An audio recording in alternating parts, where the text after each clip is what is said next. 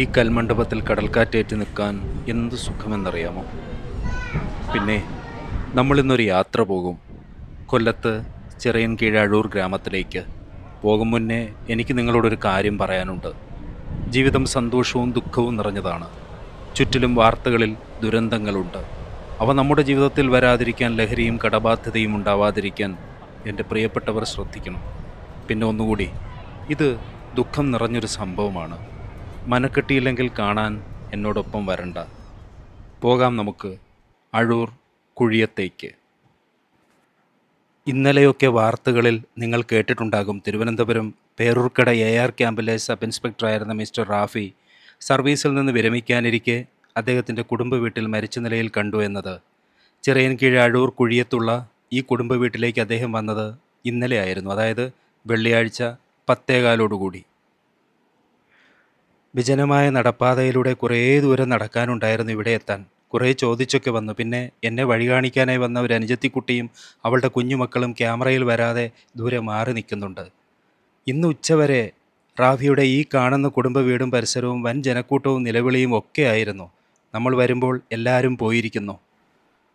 ഇന്നലെ ഈ സമയത്തൊക്കെ ഈ കാണുന്ന വീടിൻ്റെ ഇറമ്പത്തെ തിണ്ണയിൽ റാഫി ഉണ്ടായിരുന്നുവെന്ന് പരിസരവാസികൾ പറയുന്നു.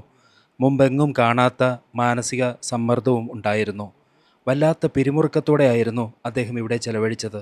അകലെ ട്രെയിനിൻ്റെ ഒച്ച കേട്ടാൽ അയാൾ ട്രാക്കിലേക്ക് ഓടിപ്പോവുമായിരുന്നു. പിന്നെ കണ്ടവർ പിടിച്ച് വീണ്ടും ഇവിടെ എത്തിച്ച് സമാധാനപ്പെടുത്തിയിരുന്നത്രേ. ഇടയ്ക്ക് അദ്ദേഹം സുഹൃത്തിനോട് പറഞ്ഞു, മോഹനണ്ണ നീ പോ, ഇന്നെനിക്ക് ആരും കൂട്ടിന് വേണ്ട. പോകാൻ മനസ്സ് വരാത്ത ആ സുഹൃത്ത് അവിടെ തന്നെ നിന്നു. റാഫി ഇടയ്ക്കിടയ്ക്ക് എണീറ്റ് ഓരോ വഴികൾ തിരഞ്ഞുകൊണ്ടേയിരുന്നു. ജീവിതം അവസാനിപ്പിക്കാനുള്ള വഴികൾ.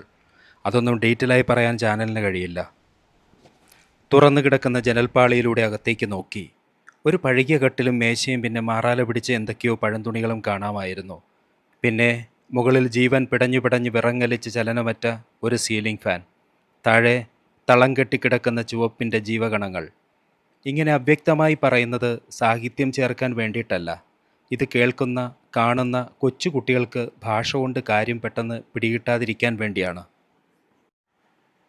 എന്ത് കാരണങ്ങളാലാണ് ജീവിതം അവസാനിപ്പിക്കാൻ ഈ സബ് ഇൻസ്പെക്ടർ തീരുമാനിച്ചത് എന്നത് വ്യക്തമല്ല. അത് പോലീസും സംവിധാനങ്ങളും അന്വേഷിച്ച് കണ്ടെത്തട്ടെ. ഇവിടെ കാണുന്ന കാഴ്ച വളരെ ഖേദകരമാണ്. ഓരോ വ്യക്തിയും ജീവിതത്തിൽ വലിയ പ്രതീക്ഷകളോടുകൂടിയാണ് പഠിക്കുന്നത്, ജോലിയിൽ പ്രവേശിക്കുന്നത്, വിവാഹം കഴിക്കുന്നത്, മക്കളുണ്ടാകുന്നത്. അങ്ങനെ ഈ രൂപത്തിൽ പ്രതീക്ഷകളും മോഹങ്ങളും നിറയുന്ന ജീവിതത്തിലേക്ക് ഇതുപോലുള്ള വലിയ നഷ്ടങ്ങൾ വന്നെത്തുന്നത് എങ്ങനെയാണ്? ഏത് ഘട്ടത്തിലാണ് ഇനി മുന്നോട്ട് പോകാൻ ആവില്ല എന്ന ഒരവസ്ഥയിലേക്ക് മനസ്സെത്തിച്ചേരുന്നത് എന്നത് ഒരു വലിയ നിഗൂഢമായ ദുരൂഹത തന്നെയാണ്. ഒരു പോലീസ് ഉദ്യോഗസ്ഥൻ എന്ന രീതിയിൽ ഗുഡ് സർവീസ് റെക്കോർഡുള്ള ഒരു ഉദ്യോഗസ്ഥനാണ് അദ്ദേഹം എന്നാണ് സഹപ്രവർത്തകർ പറഞ്ഞതെന്നറിയുന്നു. മാത്രമല്ല, സൗഹൃദത്തിന് വലിയ വില നൽകുന്ന ഒരു രീതിയാണ് അദ്ദേഹത്തിനുണ്ടായിരുന്നത്. അതുകൊണ്ട് തന്നെ അദ്ദേഹത്തിന് ശത്രുക്കളൊന്നും ഉണ്ടായിരുന്നില്ല. പിന്നെ ഇത് ഒരു ആത്മഹത്യ എന്ന് തന്നെയാണ് പോലീസിൻ്റെ പ്രാഥമിക നിഗമനവും. ഇവിടെ അടുത്ത് താമസിക്കുന്ന ഒരു ചേട്ടന് നമ്മോട് ചിലതൊക്കെ പറയാൻ കഴിയും. അദ്ദേഹമാണ് ഈ പറമ്പും വീടുമൊക്കെ നോക്കി നടത്തുന്നത്.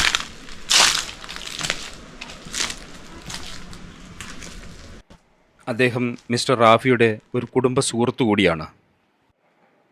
ആ വീടും ഇവിടെ നിന്ന് ഏകദേശം 100 മീറ്റർ അകലെ എന്നാണ് അറിയാൻ കഴിഞ്ഞത്. മിസ്റ്റർ റാഫിയും കുടുംബവും ഇപ്പോൾ താമസിക്കുന്നത് സിറ്റിയിലാണ്, മേട്ടുക്കട. അതുകൊണ്ട് തന്നെ ഈ പറമ്പൊക്കെ നോക്കുന്നത് ആ ചേട്ടനാണ്. റാഫിയും കുടുംബക്കാരുമൊക്കെ ഇവിടേക്ക് വല്ലപ്പോഴുമേ വരാറുള്ളൂ. റാഫി വരാറുണ്ട് ഇടയ്ക്കിടെ എന്ന് അറിയാൻ കഴിഞ്ഞു.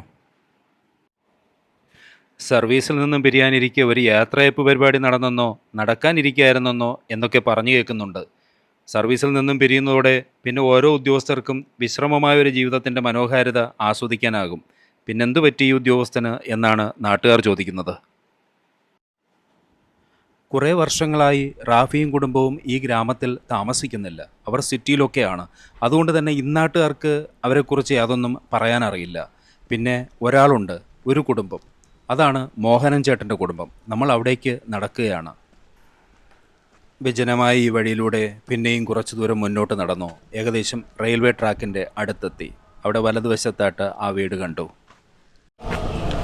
ചേട്ടാ ഒന്ന് വാ.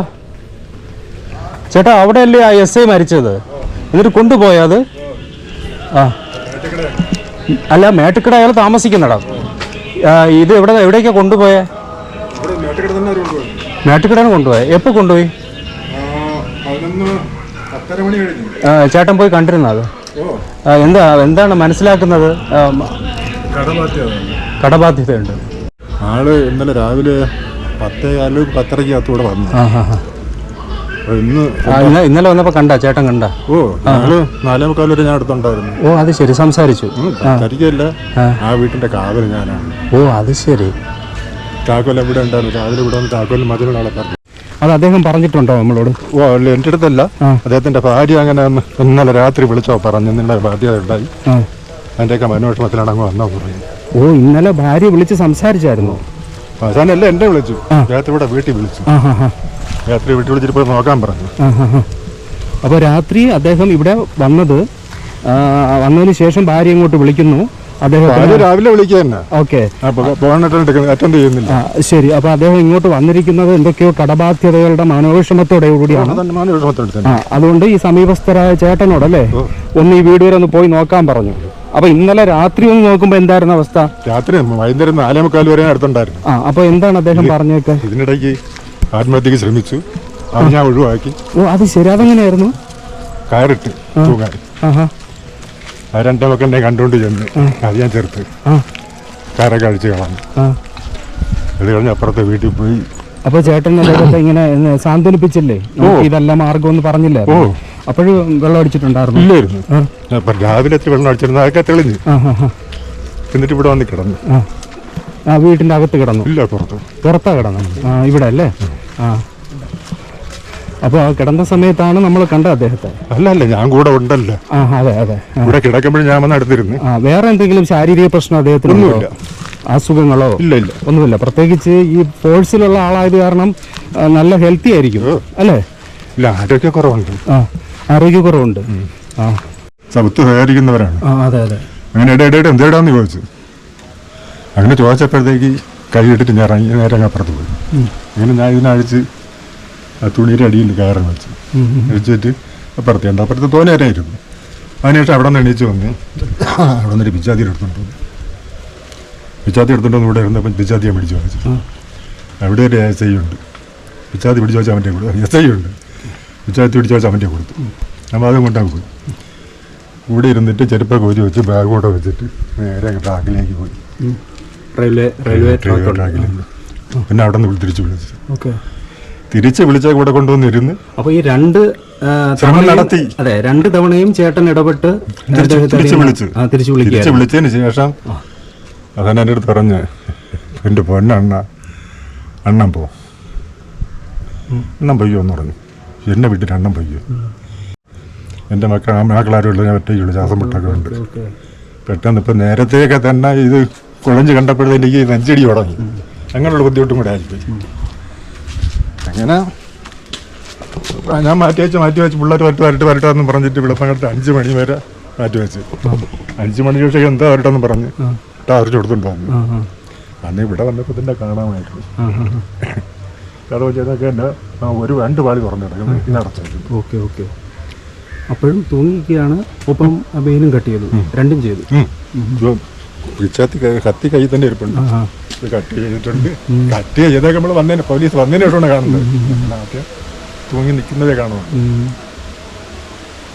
ഒരു പക്ഷേ ഇതിൽ മരിച്ചില്ലെങ്കിൽ ഇതിലെങ്കിലും പോകണമെന്നുള്ള താല്പര്യമായിരുന്നിട്ടുണ്ട്. അപ്പോൾ അവിടെ നിന്ന് വന്നപ്പോഴേ ഈ ഒരു സാധ്യത വൈഫിനോടും മറ്റും പറഞ്ഞിട്ടാണോ വന്നത്? എവിടെ ടൂർ പോകണം എന്ന് പറഞ്ഞു. 3 ദിവസത്തെ ഒരു ടൂറുണ്ട്, അതിന് പോകണം എന്ന് പറഞ്ഞു. ആണോ? അല്ല, പിന്നെ ഇവിടേക്കാണ് വന്നതെന്ന് എങ്ങനെ മനസ്സിലായി വൈഫിനെ? അവിടെ നിന്ന് വന്നാൽ ഇവിടെ വരുള്ളൂ. അവിടെ നിന്ന് ഇറങ്ങിക്കഴിഞ്ഞാൽ ഇവിടെ വരും. അങ്ങനെയാണ് നിങ്ങളെ വിളിക്കുന്നത് അല്ലേ? ചേട്ടൻ്റെ പേരെന്തുവാ? മോഹന. ചേട്ടനാണ് ഇവരുടെ ഈ വസ്തുവും വീടും ഒക്കെ നോക്കുന്നത്. ഇത് എത്ര സെന്റ് വസ്തുവാണ് ഈ ഭാഗം? 1 ഏക്കർ 52 സെന്റ്. 1 ഏക്കർ 52 സെന്റ് ഉണ്ടല്ലേ? ഈ വീട് വലിയ പഴക്കമുള്ളൊരു വീടാണ്. ഒരു 60 വർഷത്തിൽ കൂടുതലായി. ഇവിടെ ആൾപ്പാർപ്പില്ല. ആൾപ്പാർപ്പില്ല. ചിറയും കീഴാണല്ലേ ഇത്? ഓക്കെ. അപ്പോൾ ഇദ്ദേഹത്തെ പിന്തിരിപ്പിക്കാൻ പലതവണ ശ്രമിച്ചെങ്കിലും ഇദ്ദേഹം ശ്രമിച്ചു. അങ്ങനെ ഉപയോഗിച്ചല്ലേ? ആരൊന്നും കൈക്കൂലി വാങ്ങില്ല, പലർക്കും സഹായങ്ങൾ ചെയ്യും. അങ്ങനെയൊക്കെയുള്ള ആള്. ഓ അത് ശരി. 5 പൈസ കൈക്കൂലി വാങ്ങില്ല. 4 ഓഹരിയാണ്. 4 ഓഹരിയിൽപ്പെട്ടതാണ്. 2 സഹോദരിമാരും അവരാണെങ്കിൽ 2 പേരും. 5:10 ശേഷം വന്നേ. പിന്നെ ഭാര്യ വിളിച്ചില്ല? പിന്നെ രാവിലെ ഞങ്ങൾ അങ്ങോട്ട് വിളിച്ചു. ഈ കാര്യം എന്ത് പറഞ്ഞപ്പോ എങ്ങനെ പറഞ്ഞു? ഞങ്ങൾക്ക് ബിന്ദു റാബി ഇങ്ങനെ കുഴപ്പമാണെന്ന് പറഞ്ഞു. അപ്പൊ എന്തെണ്ണാന്ന് ചോദിച്ചു. പറഞ്ഞു എന്തു പറയാ. എന്നിട്ട് റാബി ചേട്ടനെ വിളിച്ച് കാര്യം പറഞ്ഞു. കാര്യം ബിന്ദുവിനെ വിളിച്ചോന്ന് വെച്ചും പറഞ്ഞ് വിളിച്ചു. പിന്നെ രണ്ടാമത് ഒന്നുകൂടെ വിളിച്ചതിനെ പറഞ്ഞപ്പോൾ റാബി കഴിഞ്ഞു എന്ന് പറഞ്ഞു. ഒന്നുമില്ല, അങ്ങനെ അവന് ശത്രുത ഇല്ല, അവൻ ആരെയും ദ്രോഹിക്കില്ല. പിന്നെ ഇടയ്ക്ക് 2 വട്ടം സന്ധ്യയോടുകൂടി ട്രൈ ചെയ്തതാണല്ലോ. 2 വട്ടം നിങ്ങൾ പോകണമെന്ന് നിർബന്ധമായിരുന്നു? നിങ്ങൾ നിർബന്ധമായിട്ടും പോകണമെന്ന് പറഞ്ഞു. വഴക്ക് പറയോ അങ്ങനെ എന്തെങ്കിലും ഉണ്ടോ? എന്നാലും എസിയും കൂടെ ഉണ്ട്, അവർ പറയണത് നമ്മൾ മാനിക്കണമല്ലോ. ഉൾക്കൊള്ളാൻ പറഞ്ഞു? എങ്ങനെ ധാർഷ്ട്യത്തോടെ തന്നെ പറഞ്ഞു? ഇല്ല, എന്റെ അടുത്ത് ആവശ്യം പറയില്ല. പിന്നെ എങ്ങനെ സ്നേഹത്തോടെ പറഞ്ഞു എന്റെ പൊന്നണ്ണ പോയിക്കോ, ഇവിടെ നിൽക്കണ്ട. അപ്പോഴേ ഇതും കൂടെ കേട്ടപ്പോ പിന്നെ ഞാൻ പോകും. അല്ല ചേട്ടാ, ഞാൻ ചോദിച്ചോട്ടെ, പൊയ്ക്കോളാൻ പറഞ്ഞത് പുള്ളിക്ക് ഇതിനു വേണ്ടിയിട്ടാണ് എനിക്ക് സംശയിക്കാൻ പറ്റില്ലല്ലോ. ഈ 2 തവണ ഇത് കിടക്കുന്നുണ്ടോട്ട് കളയാനും പറ്റില്ല, ഈ സംശയം ഇല്ലാതാക്കാനും പറ്റില്ല. എനിക്ക് വേണ്ടി കൂട്ട് നിൽക്കണ്ട, പൊയ്ക്കോളാൻ പറഞ്ഞു, അത്രേ ഉള്ളൂ. അല്ലാതെ ഇതിനായിട്ടാണെന്ന് നിങ്ങൾ പറഞ്ഞില്ല അല്ലെ? അതല്ലേ സത്യം, നിങ്ങൾ പറഞ്ഞില്ല. ഇവിടെ അല്ലെന്നുണ്ടെങ്കിൽ അവിടേക്ക് പോയനെ അല്ലേ? ട്രെയിൻ പോകുന്നുണ്ട്.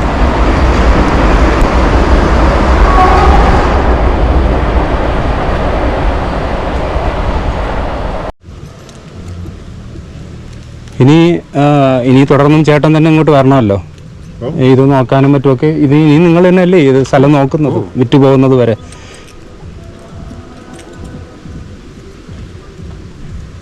ഇവിടെ പ്രധാനമായിട്ട് ഒരു വാർത്തയിലൂടെ ഒരു ദിവസം സഞ്ചരിച്ച് തിരിച്ചെത്തുമ്പോൾ ഒരു ജീവിതം നേരിട്ട് കണ്ടറിഞ്ഞതിൻ്റെ ഒരു പിടച്ചിലും നോവും എനിക്കുമുണ്ട്. ഇന്ന് ഈ ചാനലിന് 10 മില്യൺ റീച്ചുണ്ട്. എൻ്റെ പ്രിയപ്പെട്ടവരോട് വീണ്ടും ഞാൻ ആവർത്തിക്കുന്നു, എന്നെ കേൾക്കുന്ന എല്ലാവരോടുമായി ഒന്ന് പറയട്ടെ, ജീവിതം മധുരമായി ജീവിക്കണം. പ്രതിസന്ധികളിൽ തളരണ്ട, ഓരോ നിമിഷവും കടന്നു പോകും, എല്ലാം ശരിയാകും. മനോവീര്യം കൈവിടാതെ നമുക്ക് ജീവിക്കണം. എല്ലാവരോടുമായി ഒത്തിരി നന്ദി. സ്നേഹത്തോടെ, സാഫ്രോൺ.